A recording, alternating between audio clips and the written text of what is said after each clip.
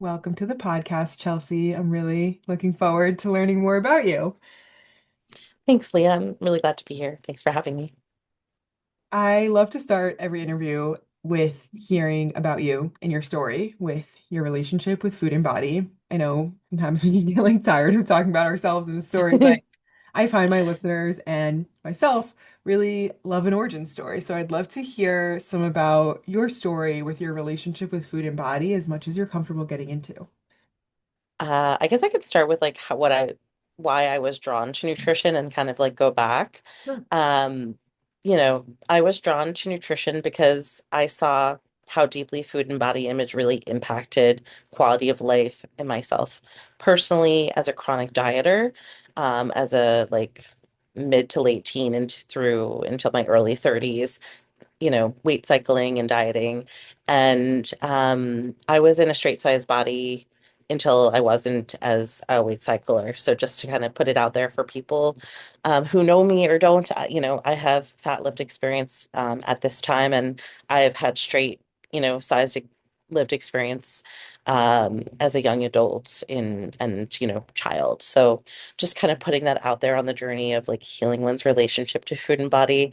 But chronically dieting, led me to considering going back to school as a career changer. I had worked in fine art photography in the art gallery scene in New York City, which was really exciting and paid nothing, and wanted to figure out like what my next trajectory was. And so I explored advertising and production of like photo shoots and ad campaigns. And it was exciting, but it was not really aligned with my values in terms of like body image and, patriarchal lens. And so I, explored ways to get out of the business. Also, there was a huge crash in like the housing crash of 2008.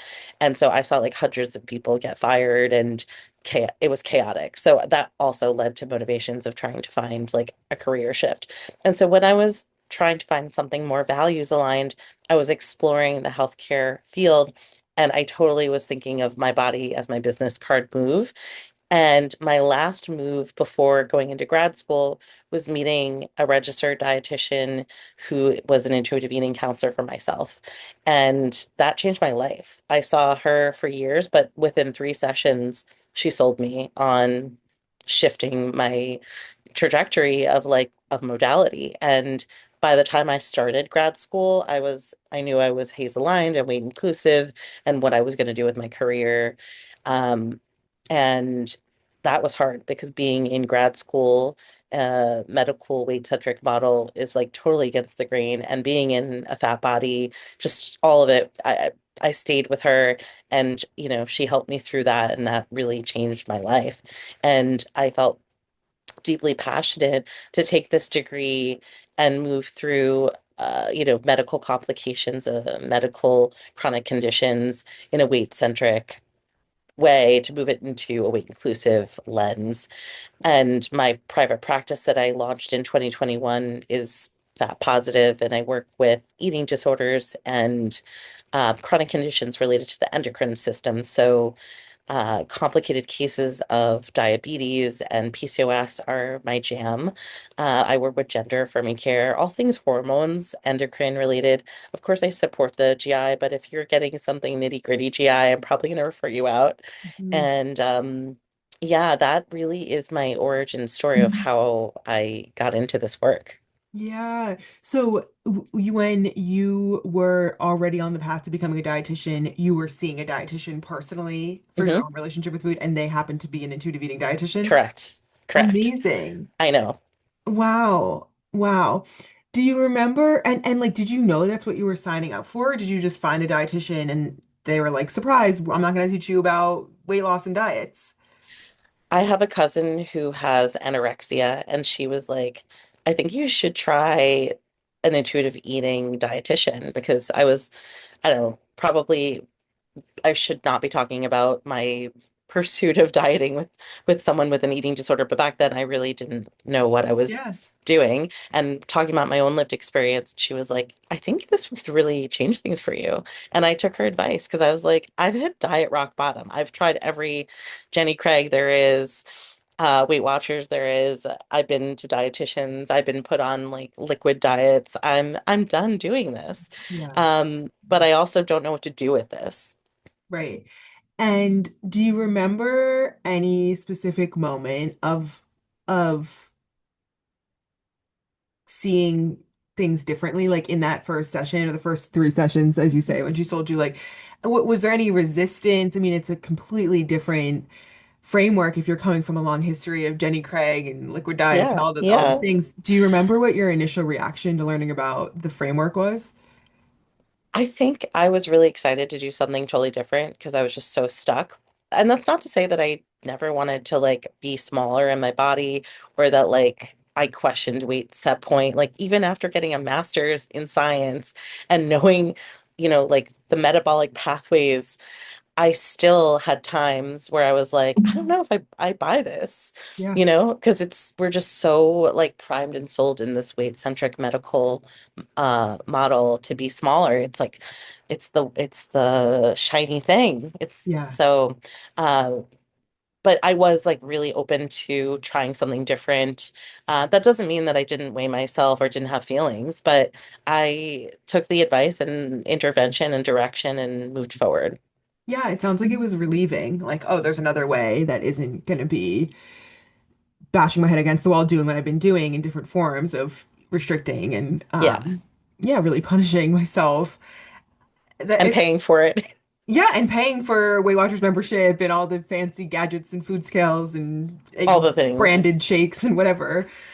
Yeah. Oh, it's cool to hear that. I love asking people that question, like, what was your initial reaction? I think it really depends on where you're at. And like if you're really at diet rock bottom, then it's like, thank God there's another way, but I think for some people they learned about intuitive eating and like aren't maybe have a lot more skepticism and need to try a few more things because maybe just one more diet will work or something Yeah. Yeah, before having more openness to the framework. completely. Yeah. And I think about my own body image and just like the self-acceptance. There are people who are in smaller bodies who become bigger. Weight cycling often will feel like they're a thin person in a fat body. And it's like, no, this is my body. This is where it's like weight cycle to, and I accept it. And, I feel like I self-identify as fat positive, and that doesn't mean that I love the way I look every day, but that's a big shift from like going into my clinician's office at the time years ago, accepting intuitive eating, but not accepting your body changing. Yeah. For someone who's listening, I'm just thinking, just in case they're like, Yeah, this is the first episode they've ever tuned into, and they're like, what do you mean, Chelsea, weight cycled your way into this body? Like, yeah. can you talk a little bit about, and I'm also like so big on like, we never know. We can never turn back the clock and like have not weight cycled and see what happens, like what was in the Yeah. cards genetically or whatever. But can you talk a little bit about what you mean when you say that? Yeah. So, weight cycling is like the act of going up and down in weight, usually in the pursuit of weight loss and restriction of food intake. Maybe there's compensatory behaviors around movement, meaning you're exercising more and you're eating less and you're on a specific diet, weight loss diet, and then you lose the weight and you might hold it off for a while, but a lot of people end up gaining the weight back and then gaining more back because it's our biological sort of shift. Our body's trying to keep us alive and it doesn't know that like there's food in the cupboard and that you're choosing to do this, right? So evolutionarily, your body will then go to a higher set point than it started at. So metabolically, maybe things have slowed down, maybe the body's holding on to more energy, and you then are probably going to end up at a higher weight than before you pursued a weight loss diet. Right. Yeah. And I always think about how like our body's really trying to protect us when that happens. It's like, okay, let's have a little more buffer in case we get starved again and let's up our set point weight now. Yeah. Um, so I want to take this interview in two directions. I want to talk about your experience in Yeah. a fat body as a dietitian and supporting clients. I also want to talk some about the more specifics of your work with hormones, I think specifically PCOS. I think I think I want to start with hearing about. how has your lived experience in a fat body shaped your approach as a dietitian? Yeah, I mean, I don't think any of us can ignore weight stigma being the elephant in the room, and that's so layered just to say that visual. But acknowledging that like we live in a weight-centric medical model as well as like a beauty standards that are weight-centric, and so that we're all impacted in different proximity to equity being centered. Um, and being in a larger body makes you marginalized to access to things, depending on like where you are in your body size in the fat spectrum of how fat you are. And I use the word fat as a neutral descriptor for those out there who don't know, meaning like short or tall. Like I'm in a fat body, so that's just a neutral descriptor, meaning I wear plus size clothing. But that can range and that can change sort of the level of accessibility people have to like seating in public spaces, access to medical care, and the way we're treated in society. And so, I think it's something that is important to talk about face on with all bodies, straight size bodies, thin bodies, and larger bodies, because weight stigma impacts everybody. But yeah, I think your question is like, how does it show up in like the clinical space when I'm working? Really ranges. I think sometimes I always like to bring it in and just like naming it and see what it brings up for folks. Um, People in larger bodies tend to feel, I think, like that lived experience is supportive, where regardless of like where they are in their journey of healing. And then people in smaller bodies may or may not want to talk about it or like feel afraid to talk about it.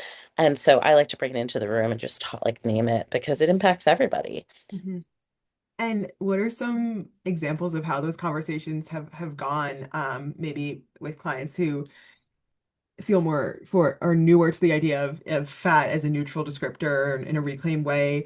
Um, Yeah, Yeah. how I'm just thinking about clients I've worked with who, I often will send a list of like different like accounts and Substacks and resources that are from creators of all different body sizes to help with giving your brain other things besides like people who are stick thin on Ozempic and otherwise.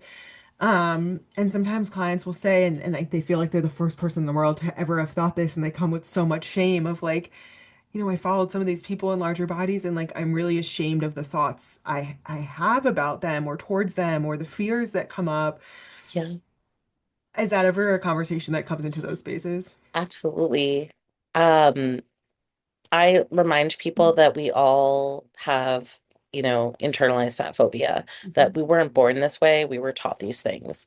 They are things, these are thoughts and ideas that we were taught in our society from school, from our peers, from our parents, from social media, from magazines, movies. Like it's everywhere. It's ubiquitous. So like it's not your fault, but it's like, when does it feel like it's a thought that doesn't feel like you're aligned with this value versus, oh, I actually agree with it. Okay. And like we can look at that with non-judgment. Like these are things that you were taught, like because you want to feel safe and equitable. So you feeling this way and aligned with these values means like maybe there's more work to do of Yeah, unpacking this stuff, and that's okay. Um, I tend to find that most people don't see it, like feel it aligned with their values. It's usually like just like toward themselves, but like they don't see it in other people, or if they do, um, they feel bad about it and feel guilty. And so I like to talk to them about how like it's not your fault. You weren't born this way. Like this is something you were taught. Like we're we have internalized racism, we have internalized patriarchy, we even, internalized weight stigma, and we get to like unlearn these things and like align with our values to the best of our ability. And like if you have a thought or a feeling and you have some sort of guilt around it, like I would have curiosity and it's like slow down and pause and think about like what is my like brain and body telling me? What's going on here? right. You know? Yeah, it's really good information. Yeah, with the values work, I think about first question is it aligned with your values to have these negative or judgmental thoughts about someone in a larger body? I agree, most clients are like, no. But sometimes you get people being like, honestly, I do agree with these things that I'm thinking. And then the Hmm. next question to me is, And like you're saying, like how do you feel about that? Like do you how do you want to feel about Mhm. people toward in, any kind of marginalized identity? And usually then they're able to be like, of course I don't want to think these thoughts. And then we get to go, well, then what are your values and what do you want to think? And I think that's like I'm always like, how are we not taught that in like I middle know. school? Like what I are your know. values? I How do know. you want? Because it's like if you don't intentionally have sort of these like North Stars to guide how you live your life and your actions, then you're at risk of taking on whatever's handed to you by the culture. And the diet culture is powerful and compelling. Very, very. And I tend to think about like fashion, where like even if your values are not aligned with the weight stigma and the fat phobia out there, like if you don't like the way something looks on a larger body, it's like you haven't been sold so much advertising about sort of the diversity, and you've been like programmed to think certain things look good on certain people. There's an unlearning there. There's an opportunity to understand that. And when we like connect to people on a more personal level, we then think about it applied in those ways to our friends and family, we don't feel the same way. Yeah, totally. What just one other thing when you say like we weren't born having these thoughts about larger bodies are morally inferior to smaller bodies or any of these kind of thoughts. I often think of like further proof of that, not that we need it, but how it's so relative to cultures. Like in some cultures, being in a larger body is considered beautiful and a sign of Right. wealth. And so like that's how we know like it's learned because it's not like human beings have this default programming where we think that because we see examples in other cultures of other, Beauty people. standards. Yeah. Exactly. Yeah. Big time. So I want to ask you about um I want to talk about safety. I think Yeah. about body image healing work. Um, we can do all this amazing work with our clients and still they have to go out into the world that is largely weight stigmatizing and can feel very unsafe, especially for someone who lives in a larger body. How do you help clients build safety in their bodies when the world doesn't always feel safe for them? Yeah. That's such a tough one. We have to work with what we have. And so, I think it's about building really strong boundaries and really like asserting and empowering our clients to their values. It comes back to their values and to protect their peace. And so it might be like, I'm not going to emotionally labor on this piece and acknowledging that work of like, I'm going to have people around me support me in conversations that I can't have or won't have. And if I need to have certain conversations with medical providers, like, do I need to put them in writing and send them ahead of time, or do I want to have my dietitian or another provider, medical provider, like send in a note so that I can protect my peace more in like how I'm going to be treated in medical spaces. And I think the same goes with like friends and family. It's about setting boundaries. And so, I think sometimes it's about emotionally laboring and other times it's about outsourcing that labor. Hmm. Yeah, I love the idea of also like calling in people who are maybe in a more like privileged position. Like if Yeah. I'm just thinking of an example, like I don't know, a loved one who has straight size privilege helping you advocate for yourself because they don't face that extra layer of maybe not being taken as seriously or being seen as, um, yeah, as like I just less valid, which is so fucked up. And the reality, sometimes in some cases, and letting them do some of the dirty work to help take some of that. Yeah. We need allies. We all need allies and friends and support systems in place. And so for navigating weight stigma, I think like bringing in the allies and the people who can help support. Yeah. And what about if, and I almost don't want to say if, I want to say when, because even if we do all of the kind of preventative work and send the thing to the doctor before and call on our loved ones to help support us, Yeah. when something happens that feels unsafe, because Yeah. still this is the world, how how can folks support themselves after? How do you work with clients to support themselves Yeah. after and restore a sense of safety after like a rift like that? Yeah. I think repair is necessary, processing is necessary, um, and grief, like sitting in the grief of it is necessary to heal. And it comes back to then like the boundaries of not repeating, putting ourselves in dangerous places and set like learning from those experiences of like where we can't return to. But yeah, I think there's a lot of grief, like bottom line, that is really shitty and that like we have to feel our feelings through it, that like people are misinformed and spreading harm as like doctors and I don't know, and peers who are like doing it in the name of health. Maybe it's a family member like telling you to lose weight in the name of health and like, navigating boundaries and feeling your grief around these things and surrounding yourself with people who can respect your body feels essential. Mhm. Yeah, I love talking about body grief. I think it's such a valuable lens of like this is gonna suck. Like there we can't really toxic positivity our way out of this. This is No, gonna suck.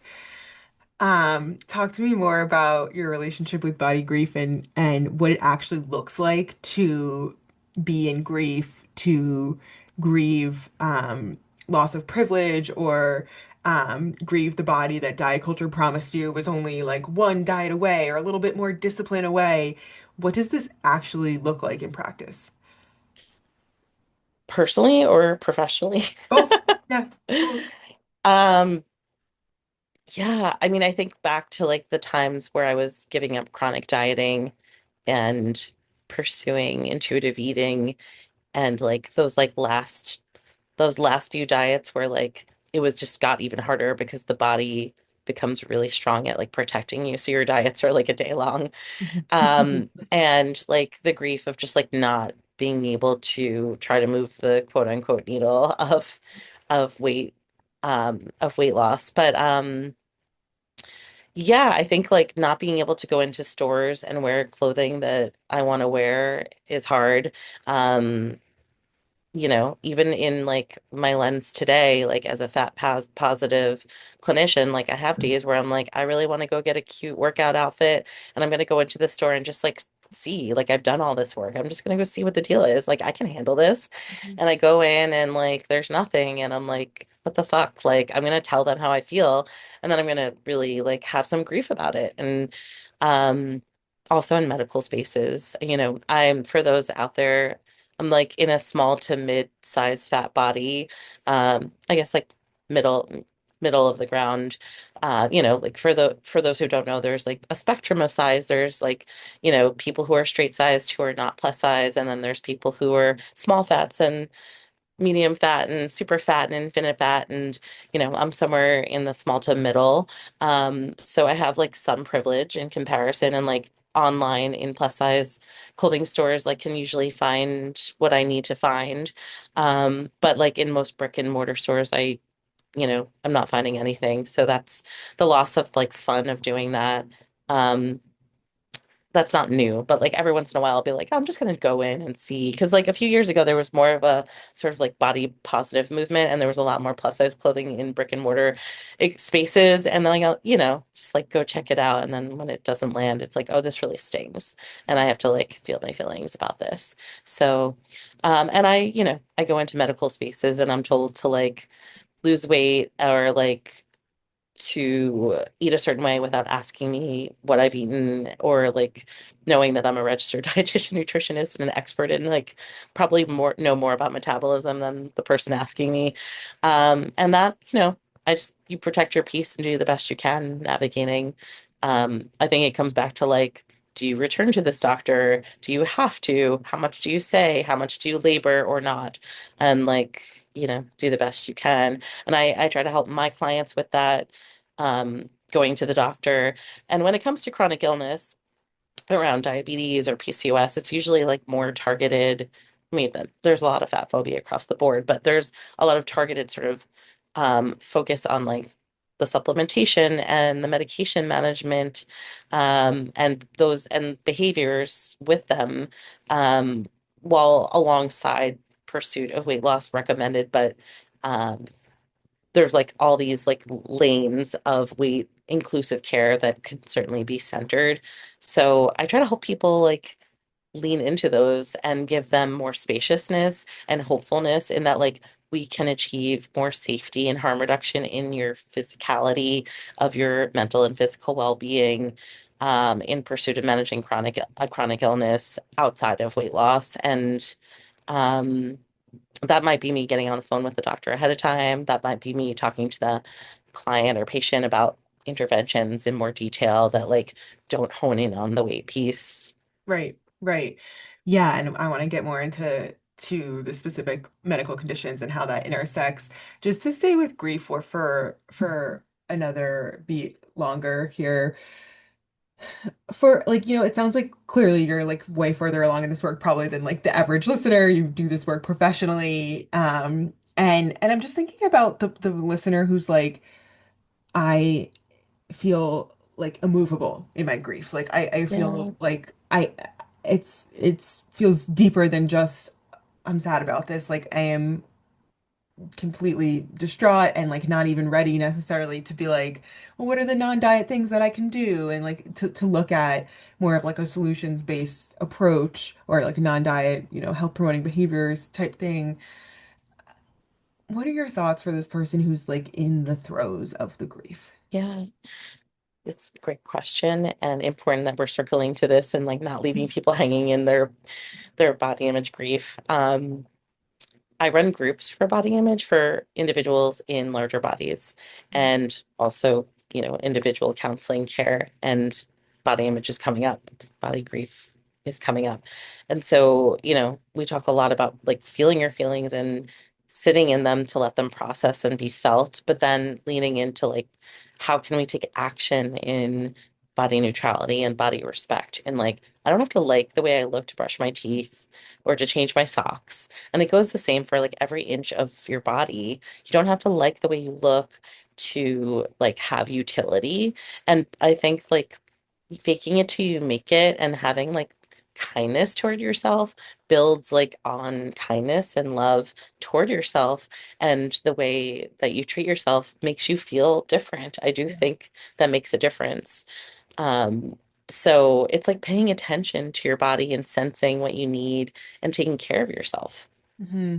Yeah, it sounds like really moving the bar from the expectation of I will love myself, which is so like out of reach and also so much of what we see like on social media of like I love these thighs and I love this belly and like smiling and doing that and it's like that's great if that's accessible, but like moving the bar to you don't have to love it, but like, can you respect it? Can you treat Mhm. yourself with kindness? I've seen that be really freeing for people to be like, I don't have to love it, or I don't have to lie to myself and be like, I love this belly, or I love these arms or these thighs, when like I don't, I feel like I'm lying. And it's like, no, you don't have to love it. It's okay if neutrality or respect or um are either like stops along the way or like even final destinations. Absolutely. I think like what is keeping us stuck in the body image grief? Like, are the belief systems that like we don't deserve more? I wonder like what are the barriers to get really curious about what is keeping us preoccupied with like the like dislike. Like you don't have to like yourself, but you also don't have to be preoccupied with like the dislike. You can acknowledge it and then move forward into like, well, what can I do to make myself a little more comfortable so that I can function and connect with myself in the world and other people. And I do think that like the healing happens in that space. Yeah, I'm thinking about this graphic. I've done some supervision with Brie Campos, and she shows this graphic of like four aspects of body image. It's like perception, affect, cognition, and behavior, like how you see yourself, how you feel about yourself, the beliefs you have about yourself, and the way you act in relation to the way you look.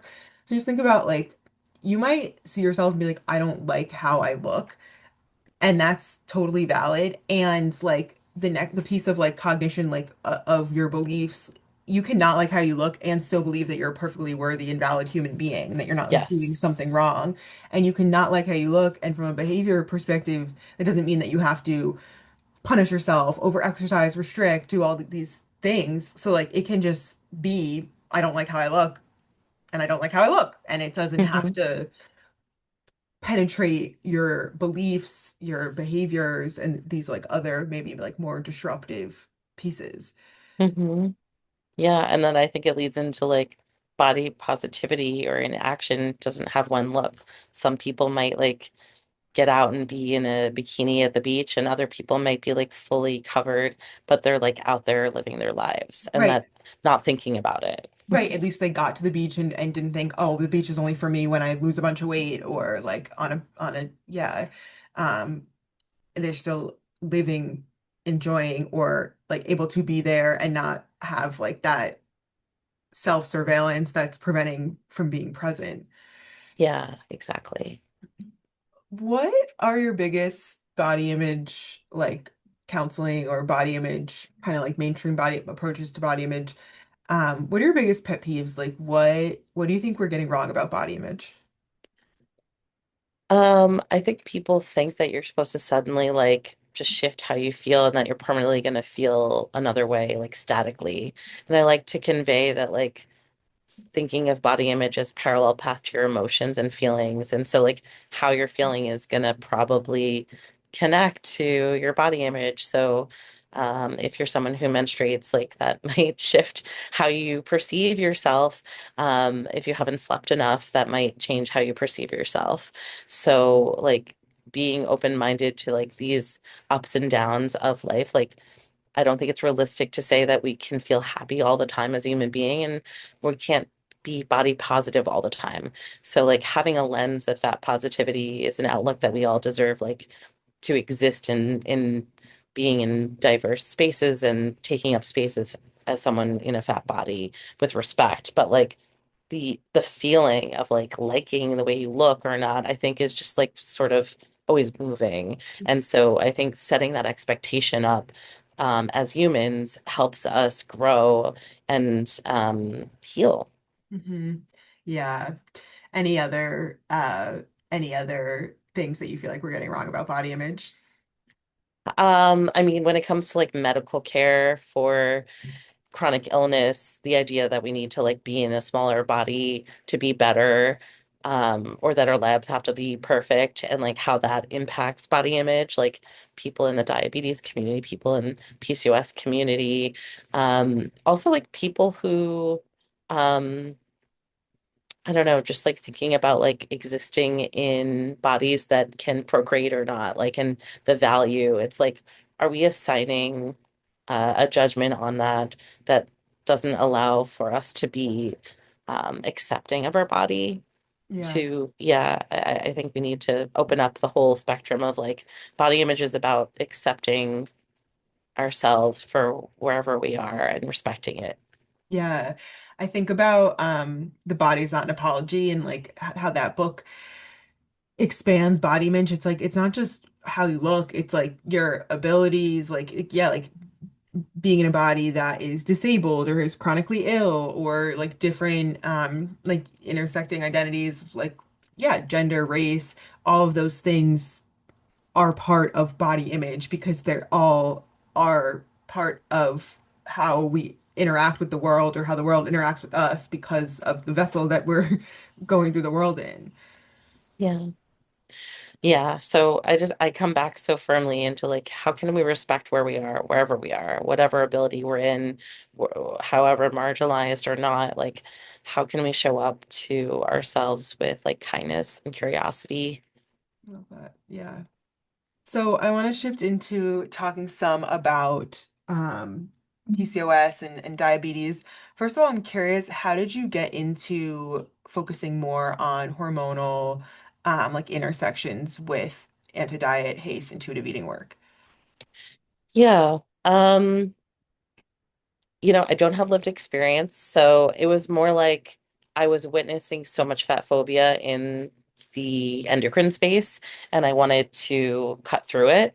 And so I was like, I'm not seeing enough weight inclusive clinicians in this like very complex space. I see it in like eating disorder recovery, I see it in chronic dieting, but I don't see it in like diabetes or straight PCOS, except for like a few of my like direct supervisors who've inspired me over the years, like Julie Duffy Dillon. And Great. there's others, Wow. but like I think that I want to make it a safer place for folks, um, where there's like a lot of weight-centric care. And so I've taken upon myself to get way more technical than I ever thought I was going to be as a clinician. Hmm. I thought I would be like more just relational and do the eating disorder.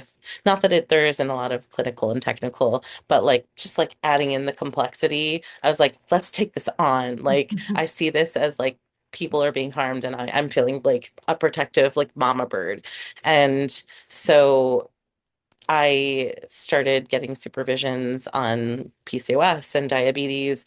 I'm becoming a diabetes educator just to be official about it, but like I've done all the education. And so it feels really good to create safer spaces that are more understood because there's so much that we don't learn actually like in Oh yeah. school for dietetics about diabetes, and we don't learn really anything about PCOS. So Or eating disorder.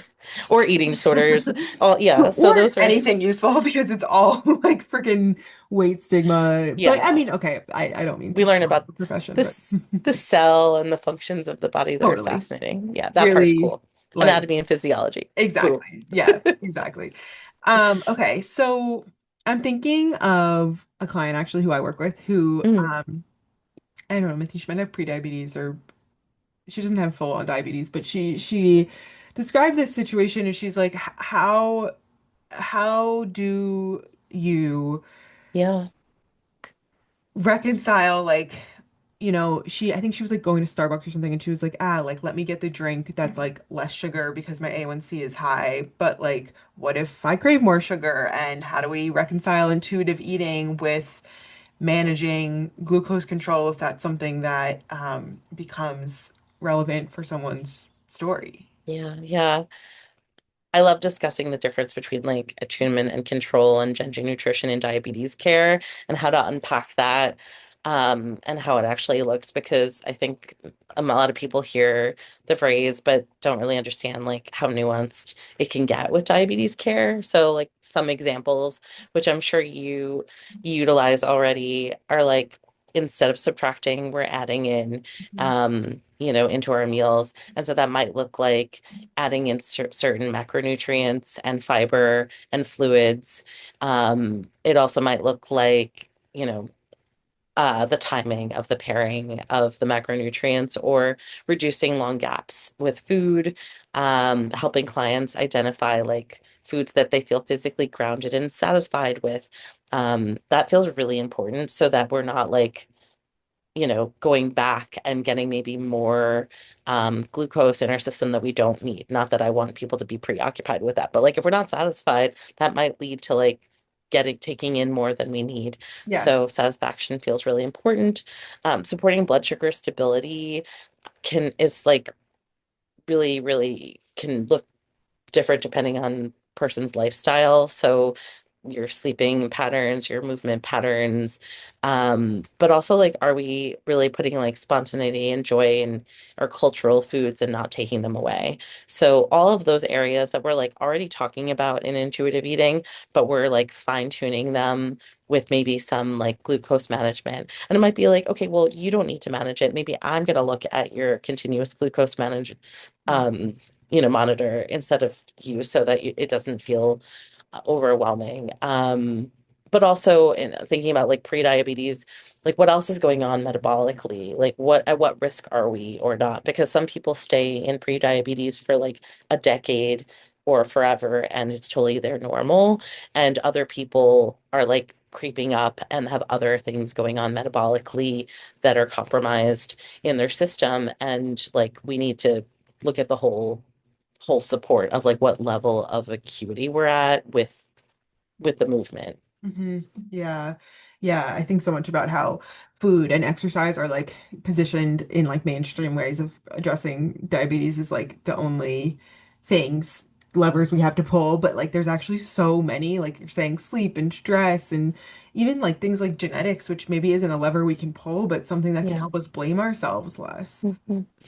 Yeah, and like I'm like, okay, we're gonna like move from room and do laundry. Like that counts. Like if you just ate and you're going to go do something that's supportive to your family or your home, that might make the difference in your blood sugar. And I want to like move away from any specific behavior because it's so individual. What works for your lifestyle? Also, some foods create more spikes for some people and less for others. So can we like liberalize our diet? Meaning like we are going to play with different foods that we might see increase our blood sugar more and like work with our dietitian or our team to see what's going on because maybe like we're like being more rigid than we need to be and we actually can like eat a more wide variety of foods and increase them and like if we've been trying to like have some sort of management we can liberalize the diet.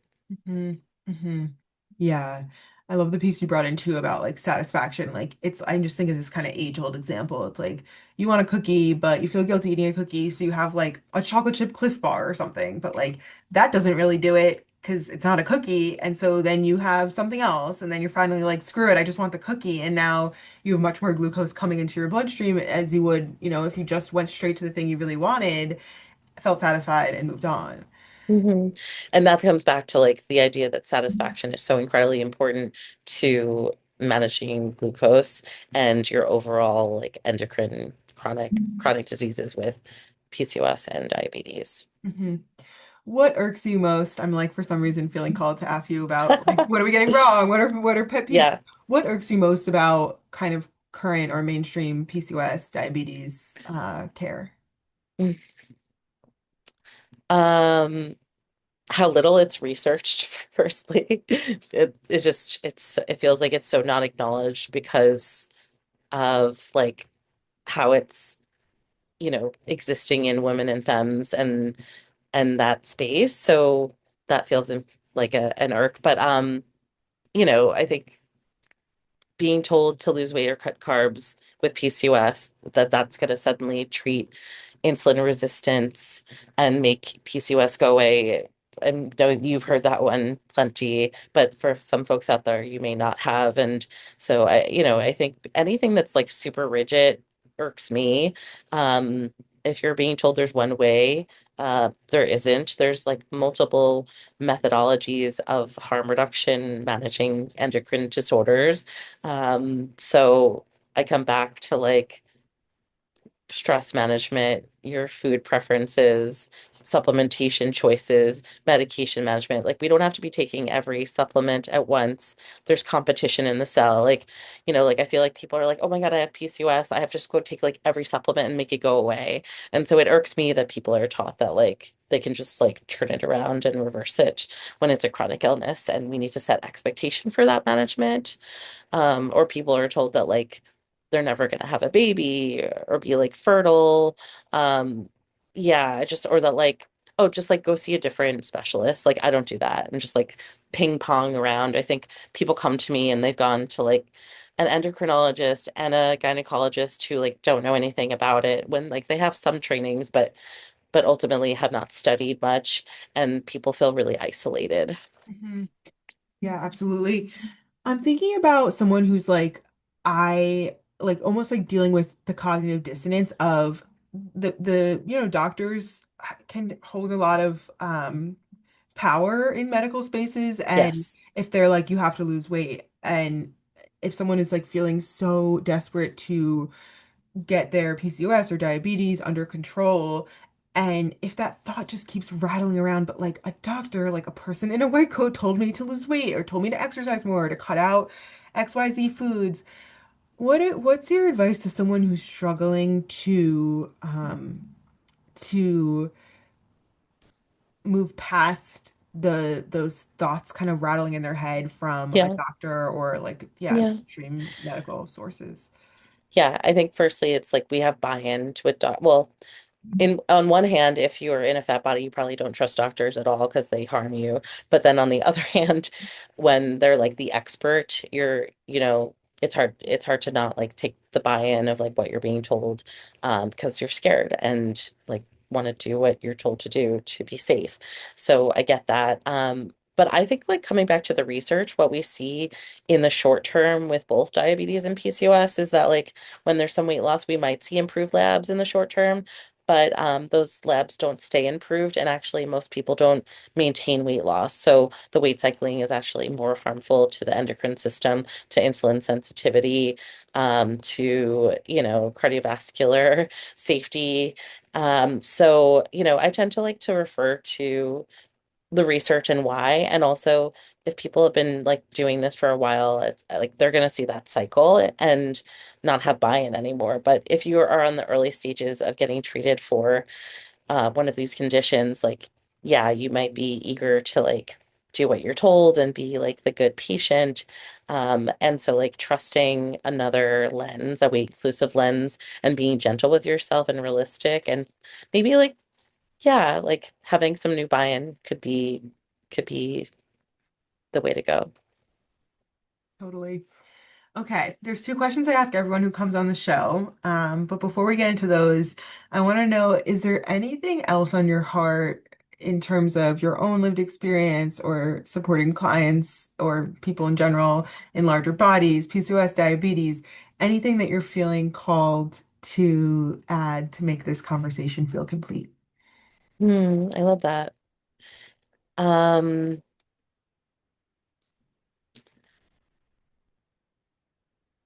I'm thinking. They're such big topics, it's kind of a hard question.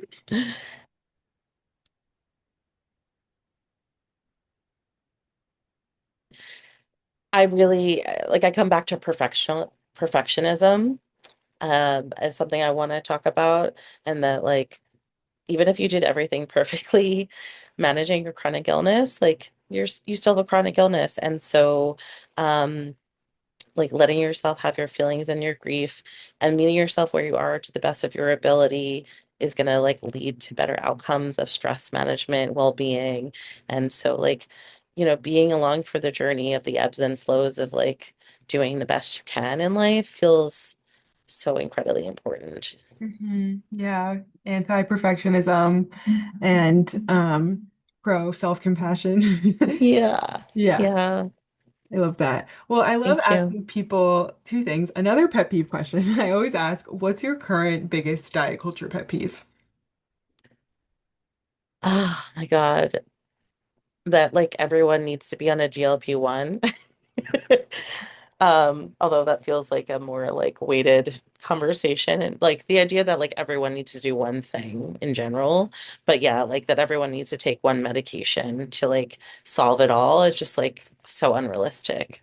Yeah, totally. Yeah, there's so many forms of that. Like everyone just needs more protein or like yeah, like just this idea that like there's one recommendation that would work for everyone is truly bonkers. Yeah. Yeah. And then the other question I loved asking, I got really interested in the word intuition. So, Mm. if we're not going to teach people how to diet and restrict, instead we're teaching them how to govern their eating by their own internal cues, and part of that is intuition. And I love to ask, what does intuition mean to you and how do you experience it? Yeah. I think intuition is when there's like a calling that's strong inside of me that I trust. Um, because I feel like I've had callings that I don't trust, and like I would relate that to like maybe not having interoception or something, like parallel that path. Like you don't have your hunger cues yet, so like you can't fully trust your hunger. So like building trust and having strong callings together feels like intuition. Mm, it's a really nice way to put it because, yes, often when I ask this question, people kind of talk about like, is it intuition or is it anxiety? Sometimes anxiety could be like a message that comes from within that you're not like, okay, I'm not really like gonna trust this voice, but intuition is like a different voice. Yeah, yeah. And I like reality testing, and like not all of my thoughts are, you know, based in reality or logical. And so that can help me define when I'm feeling ambivalent or uncertain. But like the stronger the trust and the stronger the feeling and the thought connected together, I think that's intuition. It's beautiful. Thanks. Well, is there anything else on your heart that you're wanting to share before we wrap up with where people can find you? Yeah. Just like no matter where you're at, no matter how marginalized you are, whether you are autistic or disabled, like intuitive eating and moving into a weight inclusive space is for you. Intuitive eating and chronic illness management's for you. There's not one way to do intuitive eating, but like connecting to your own intuition, and that might be using like out external reminders to care for yourself, is life changing. So if you haven't explored this, I highly recommend looking into ways to connect more to your self-care with intuitive eating. I love that. And Chelsea, where can people find you Yeah. to stay connected or learn more about your work? You can find me on my website at www, I guess that's everybody, Chelsea Levy Nutrition. And then on Instagram at Chelsea Levy Nutrition. I have a TikTok, but it's not really super active yet, but I hope to grow it at some point. Amazing. Thank you so much, Chelsea. Thank you.